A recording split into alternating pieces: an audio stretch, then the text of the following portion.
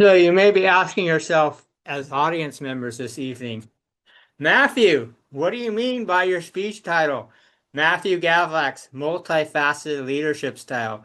Well, after reading through this project, I've found out that some people have one type of leadership style. Maybe other people have two types of leadership style. Other people over here have three types of leadership style. But I've determined that for myself, I have a multifaceted leadership style.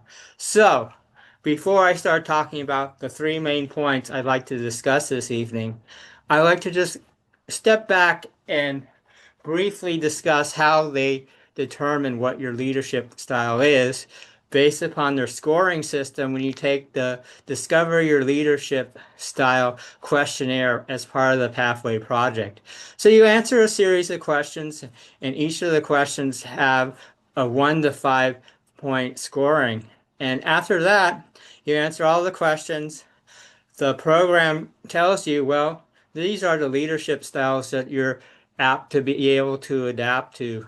And that's how they determine the point scale system for the project. So, the 3 points I'll be discussing this evening are one, what are my five top leadership styles that make up my multifaceted leadership style? Two, I'll be discussing my two middle leadership styles that make up my multifaceted leadership style. And three, I'll be discussing my lowest scoring leadership style that makes up my multifaceted leadership style.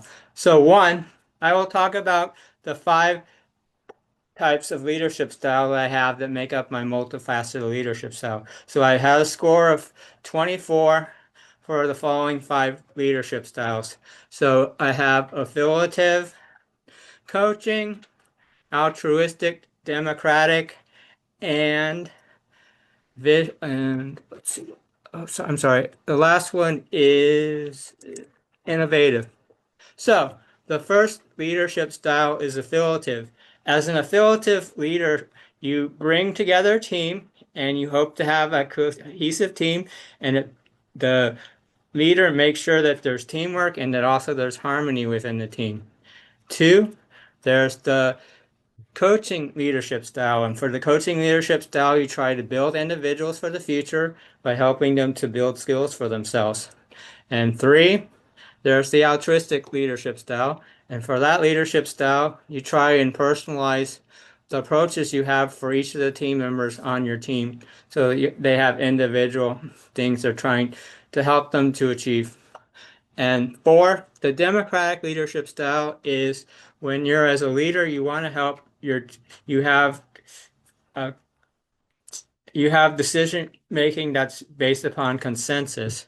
And the fifth is the innovative leadership style, which is having a vision for the future and wanting to pursue excellence. So you ask yourself, well, how does that pragmatically work for you, Matthew, in real life? And for me, I'll personalize it going for Toastmasters because that's all that we're connected to here. So, in Toastmasters, I've done leadership both at the club level. I've held all club officer levels at least once within San Francisco Renaissance Toastmasters and San Francisco Toastmasters. Then the next level, there's area leadership, where you're in charge of 4 or 5 different clubs. And then there's the division leadership, where you're in charge of like 5 different areas. So how does this apply? Well, in real life, you have to be able to get along with the people that you're leading, and being able to have different leadership styles is how you do it.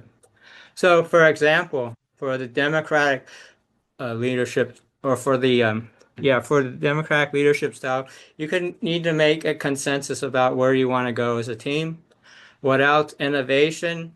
You have to have new ideas and goals you want to pursue within your leadership, within as a leader. What else? Let's see. And coaching, yeah, coaching's also important because you want to help the people on your team be successful by helping them build skills.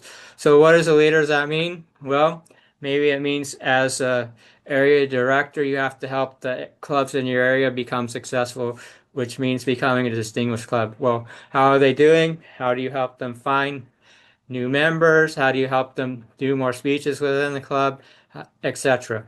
So, with that, I'll move on to my second point for this evening. Point two, my two middle level leadership styles that make up my multifaceted leadership style. So, the two leadership styles, I scored a score of 23, and they're pace setting and authoritarian. So what does pace setting mean?